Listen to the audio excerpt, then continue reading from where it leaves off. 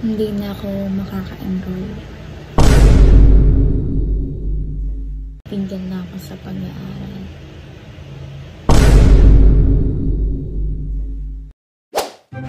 Ay mga ka-isla, good morning. So, ang fresh ko. Charis. Ngayon kasi nakapag-ayos na ako.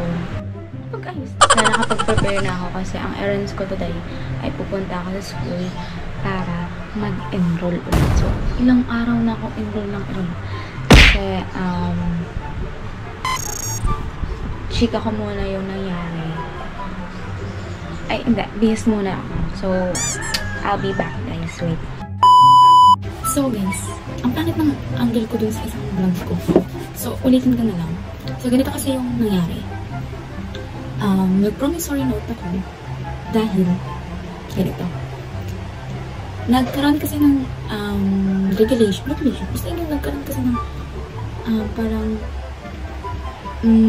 strict na regulation sa amin na 50% kailangan bayad ka sa back balance mo bago ka maka-enroll for the second semester. So, ibig sabihin nun, bayad ka dapat sa balance mo ng first semester ka bago ka mag-enroll ngayong second semester. Likot ka na. So, ayun na nga. Sige, hindi mo na ako mag-enroll ng agad-agad kasi hintayin ko pa syempre yung pambayad, yung tuition ko, sabihin ko syempre na 50% na. Tapos may nagsabi na 8 days daw na nagpa-encode ng subject. Kasi nauna kasi, ganito kasi mga kailan, step by step. Step 1, babayad ka ng SAF. SAF kasi yun yung fund namin every semester. So after nun, bibigyan ka ng papel, magpapa-encode ka ng subject. And then, ang last is mag-abide ka ng down payment. Yun. Ang nangyari, so yun nakapag-encode na kami ng subject. Tapos, sabi daw, 3 days daw na hindi ka pa officially enrolled.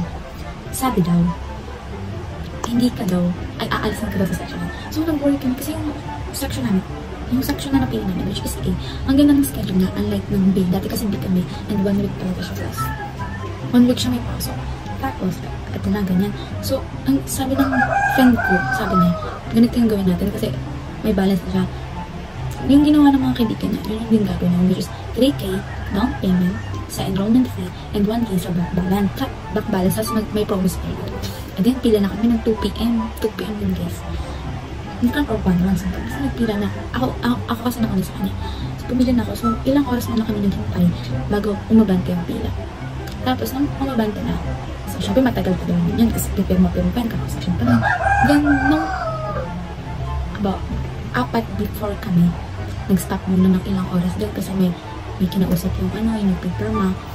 And nung nasa loob na kami ng office, bigla nagsabi, okay, 50%. Ganun. So, ang tagal namin naghintay sa mga 50% pa rin kaya kailangan namin ng promo. Hindi na magpipirma kapag hindi 50%. Yung paghihintay, okay lang naman eh. Okay lang naman sa akin kasi syempre kami may choice naman. Pero sana, before pa, sinabihan na kami ito. Kesyo, daw, snappy siya din. Kasi concentrate naman yung, namin. Kasi sobrang, ang unfair lang na part. Kasi yung ibang mataas na balance, ay hindi pirmahan.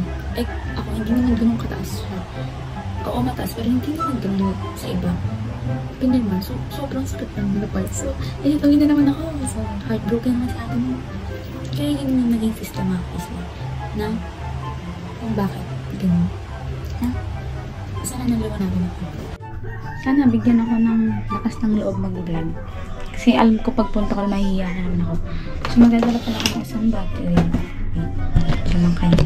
Para in 5 days. Kasi alam kong aabutan ako ng siyang doon.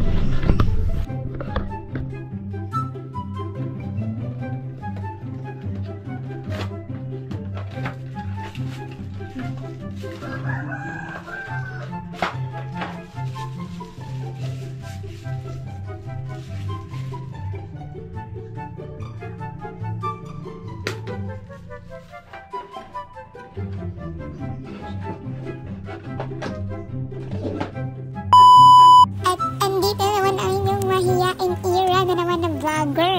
So, dyan, nagtatago ako mag-vlog. Diyos ko, dinala pa ang GoPro, tapos yung cellphone lang naman pala. Storage na nga yung cellphone, Diyos ko. Tapos ito, nagtiga ko niyan, pero ang dami ko ng upuan na naupuan, mga kaisla. Sabi nga nila, pag may tiyaga, may adobo. So ayan, nagpipila-pila pa ako yan. So ang pangit pa ng way of pila. Basta zigzag siya. So pupunta ka dito, pupunta ka na naman doon, ang hassle. Pero nung nasa hulihan na, ay nasa una-unahan na naman kami, okay naman yung way of pila-pilaness. So ayan. Dito na ako sa katotohanan guys. Malapit na. Go, go. So, wala lang kakwenta-kwentang vlog na to kasi nung nag-i-edit na ako mga kaisla, ang hina ng sounds. So, kasalanan niya ng voice ko kasi mahina talaga yung voice ko din. So, inulit ko na naman siya. Ang hirap naman ang vlog na to, ulit-ulit. So, ang balita lang naman sa pag-enroll ko, hindi ko alam kung matutuwa kayo o hindi. Bakit mo tinanong? So, okay naman siya. Sa kahaba-haba ng pila, pinayagan naman kami. Hindi pala kami, ako pala. Pinayagan ako na kahit hindi 50% ang binayad. Diba? Talaga. Hindi ko pa nga tapos, storage na. Storage yung phone ko. So, inod ko na, ang hirap. So, okay, continue. So, yun na nga mga kaisla. Nakita niyo naman sa unang clip, marami talagang pila. So, nasa 10th or 11th row ako. And then, imagine, ilang row yung pupunta ko para, Diyos ko. So, 8 ako nagpila. So, mga quarter to 12, natapos na din sa wakas. Nung pagbayad ko, akala ko talaga sasabihin ng cashier na tawag nito, bawal kasi nga yung iba hindi talaga pinapayagan na hindi ko din alam siguro din dahil hindi naman ganun kalakihan para sa kanila yung balance ko pero para sa akin malaki yun. So kaya pinayagan ako. Yung ibang mga dati kong classmate nung first semester hindi na din sila magkukontinue ng pag-aaral dahil nga sa tuition fee. So nagtatanong kayo, ba't ka kasi siya nag-aaral? Alam mo naman may tuition fee. So, para rin naman ko mga kaisla, yung course ko po is wala dito sa Naga ng publics. Wala sa public school yung course ko, which is accountancy. So, kailangan talaga sa private siya. Kasi kung meron namang public, ba't ako magtitiis sa private? Kasi napakahirap po sa private. Bukod sa iisipin mo yung course mo, iisipin mo din kung saan ka kukuha ng pang-tuition mga kaisla. Lalo kung hindi ka financially stable. Napakahirap. Kaya, ayun, kasi alam ko na kayo. Alam ko na kayo mga basher ko. Yun. At least sinabi ko na din na wala talaga. At, bakit kasi hindi ka na, nag-lab, ganyan. Kapag hindi ka masaya sa course mo, hindi ka din productive mag-aral. Yun yung sinabi sa akin ni Daddy June na kapag hindi mo gusto yung course mo, paano ka mag-isipag yung mag-aral? At gusto ko din yung course ko or yung magiging work ko, kada gigising ako ng umaga, may excite ako magtrabaho dahil yun yung gusto ko. Hindi yung dahil napilitan lang o dahil yun lang yung kaya. Lahat naman kakayanin mga kaisla. Talagang siguro ito lang yung challenge ni Lord para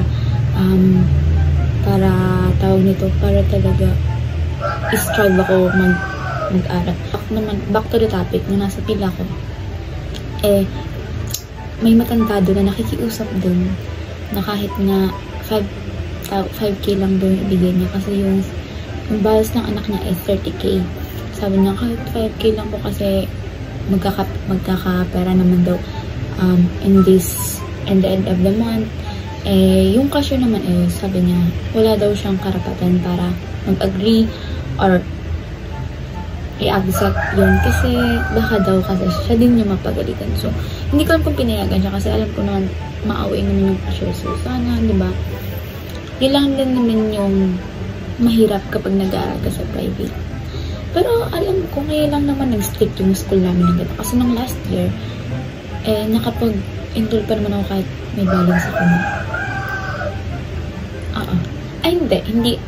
At the end of the year kasi pala ako nagbayad. So, thank you po sa inyo. Kaya, nag-strive din ako mag-vlog para, diba, kahit hindi naman ganun kalaki makukuha ko nito sa sahod, if ever may sahod, at least makaka-help. So, may problema pala nga ako sa bank account ko kasi nag-expired na. Expired na ang bank account ko. So, yun. Papa-reopen din ako. So, gusto ko lang ngayon mag-thank you kay mama and dun sa nag-help sa akin. Hindi ko alam kung pwede siya i-mention. Pero alam ko pwede kasi alam mo naman dati pa na siya yung nag-help sa akin. Kay mama dahil nagkagawa siya ng paraan para makabayad sa bank balance ko. Babayaran natin ang mga utang natin pag may trabaho na tayo. Yan.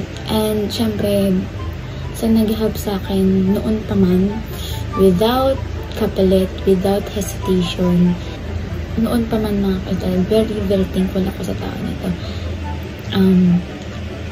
Sobrang big help na sa akin lalo sa pag-aaral ko. Kasi hindi ako makakatungtong ng second year kung wala yung help na sawa. Alam mo, naiiyak ako. Naiiyak ko ngayon. Naiiyak. Iyakin. So, thank you so much po kasi ano guys, nagawa niyo ng paraan down payment. Yung down payment ko guys. Kahit sobra-sobra na. Sobra-sobra na yung help niya. Sobrang thank you po.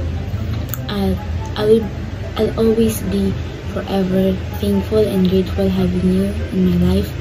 And dun pa lang sa part na tinutulungan mo ko na walang kapalit. Yung bukal talaga sa puso at talagang tinuring mo akong anak. It's a big it's a big thankful na nakilala ko ito. Alam ko naman na hindi mo yung responsibility, pero andyan pa rin po kayo mag-help kahit sinasabi niyo na pakunti-kunti. So, thank you so much po and hindi ko kayo makakalimutan in my life. Yun naman mga kaisla, tuloy pa rin ang second semester. Tuloy pa rin ang oh my god, paano ko alam ko ma-survive ko rin tong taon na to. So, 2 taon na lang guys, graduate po tayo. So, kaya yan. Pag-pray lang natin na maging success tayo sa pag-vlog para may pang-tuition na kahit paano may source of income. So yun, thank you so much mga ka-isla at sana nag-enjoy kayo sa vlog to kahit wala naman dapat ka-enjoy dito. So, abangan niyo yung live ko mamaya at sana makasali ako sa challenge. Alam ko mahirap kasi nag-aaral ako pero diba, sana sa bakasyon may pa-challenge at least maisip sino ka na para maisip, diba? Kasi it's a big help yun if ever. Gusto ko talaga. Ayun, maraming salamat po pala sa full support nyo guys mga ka-isla. Grabe, hindi ko expect na ganun na naman yung views ko. Akala kasi 500 views. Thank you so much po and mga ka-isla, salamat po kasi kahit hindi naman ganun lagi tayo nag-upload, andyan pa rin kayo para bisitahin ang aking mumunting channel. Sana patuloy niyo po akong supportahan at sa aabot na aking mga kaya mag-vlog ng mga vlog ako kung may content. So maraming salamat is yung matriculation ko which is nagpapatunay na enroll na talaga ako. So yun naman, officially enrolled in Naga College Foundation Junjuru Hara Boom. So ang aking subject lang naman ay akala mo talaga Accounting Information System, Business Laws and Regulations, Income Taxation, Information Security and Management, Intermediate Accounting 2. Wow, nag-survive ako sa 1. Philippine Indigenous Communities, Living in the IT Era, Strategic Cost Management, Strategic Management. Hala, ang dami pala. And, of course, ang PE, yung choice of dance, sports, martial arts, group decision, the outdoors, and adventure activities. parang okay ako dito sa PE. Yung iba hindi na. Grabe. Paano ba ito?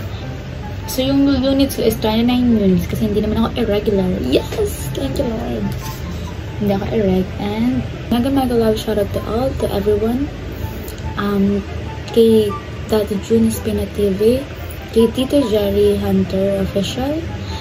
Tito Jerry Official ba yun? Or Tito Hunter? Basta ganun si Tito Jerry, Tita, and Tito Aris Arcega. Kuya Nyogski and Sigit Squad and Planet Sword. Hello po, mega love shoutout. And of course, ang Sword Fam. Hi Kuya Yox, good luck din. Alam kong kaya mo yan. Go for the future. Sana supportan niyo po si Kuya Yox. At sa lahat ng Skyflex, maraming salamat po. At syempre, shoutout kay Adojak.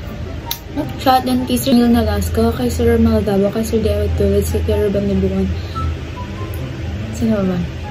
Kay Ate Jojo Official, yan, support nyo. Bukana Vloggers and Buris Vloggers, shoutout. So, sino ba? Wait. Basta sa lahat ng manonood ko, mega shoutout. Thank you so much. See you in my next vlog.